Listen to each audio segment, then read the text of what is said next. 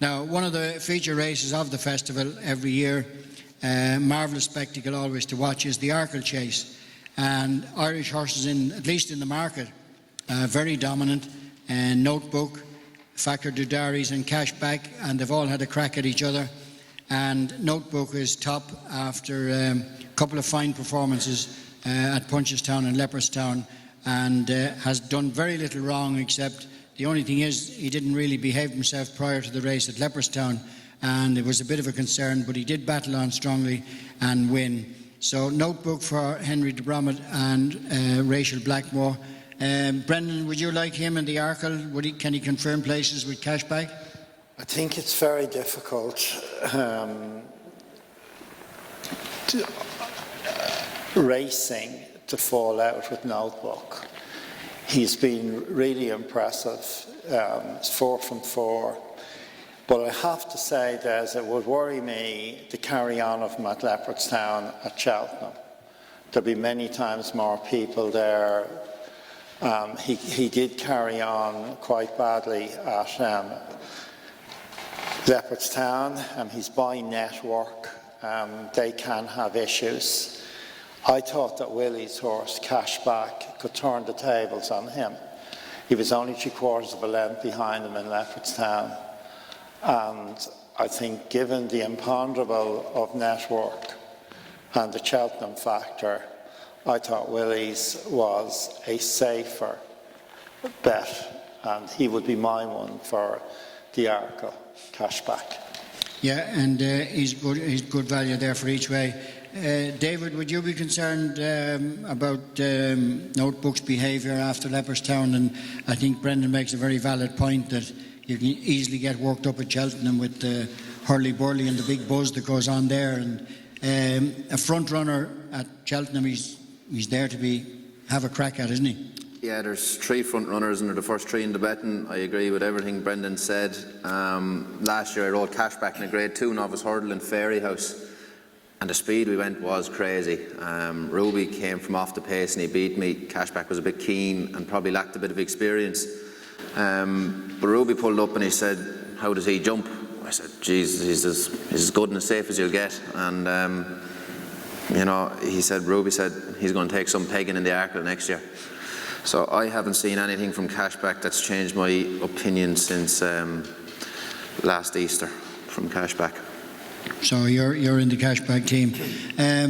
Ian, Notebook, we're making the problem here that he could get very lit up and things like that for a front runner might not help.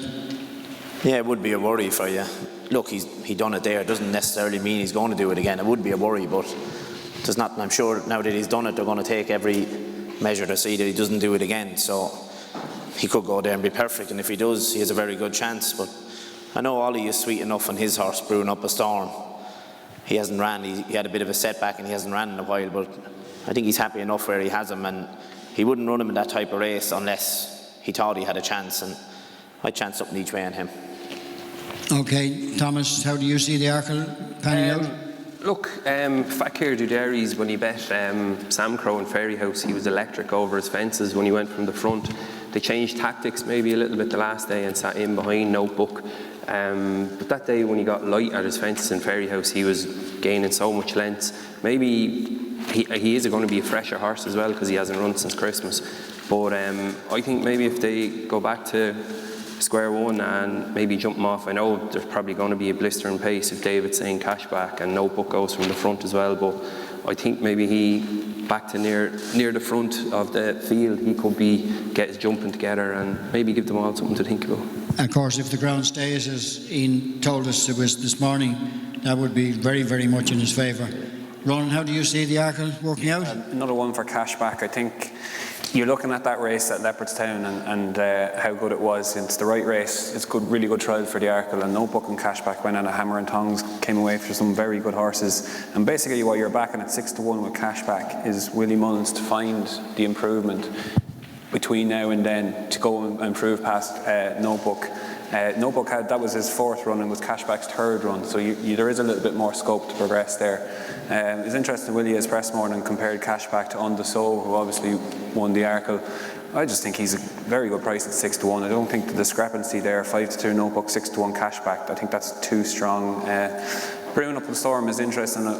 He ran well at the festival last year. I'd just be concerned that run, as Ian said, the setback obviously wasn't part of the plan, and they would have liked to have run him again. And one of the bigger price that you might want to consider is Esprit de Large. He ran a really good time in the Henry VIII that day at Sandown. I think he compared nicely with the Tingle Creek. Haven't seen much of him since. I'd be interested to see what actually happened there, or why he hasn't ran that much. But he might add a bigger price maybe each way. He could be a player. Esprit de Large. Frank, the nature of the form of the race is that we've got a number of front runners. There's 5, so I could count that'll be one to be handy anyway, and that's Notebook, Fakir, Cashback, Mara Banrig and Global Citizen, so it could be a bit of a burn. Could something come from the pack after they cut to each other's throat? I'd be quite keen on Brewing Up a Storm. I did my money on him last year, backing him for the Supreme. I thought it was a 2-miler, but Ollie Murphy had Thomas Darby and Itchy Feet for the Supreme last year. He's trying to stretch him out. He won nicely at Huntington in the hurdle debut over 2 miles. He was 4th at Shallow Hurdle. He was going to win over 2.5 at Cheltenham when he fell at the last, and he was 4th in the Ballymore when it just looked like he didn't get home. He travelled well enough. At the race he won at Carlisle in his chase debuts, worked out really well. He wasn't said to be fit that day, and Richard Johnson rode him cold enough out the back and just picked him off slowly. His jumping got better as they went on. Good boy Bobby, he caught in the line. He was 2nd at Cheltenham to Mr Fisher. He'd be lively enough, won for a handicap later on. Global Citizen won the Grade 2 Wayward Lad at Kempton, and Midnight Shadow won the Dipper when Champ fell. So the form is really strong.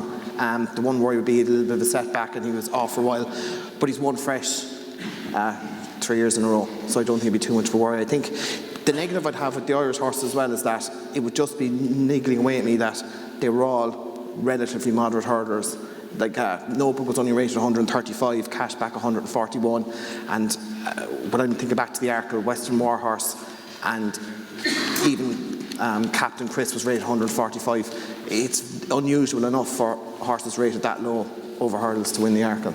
So it'd just be the one thing kind of niggling me with the Irish Would you horses. oppose the whole Irish form or just Notebook? I'd be opposing the whole lot of it, yeah. Mm-hmm. Okay, a bit of a negative there for Frank for Irish form. I think Notebook's behaviour now will be very important coming up to that. Maybe Cashback might look a little bit more reliable.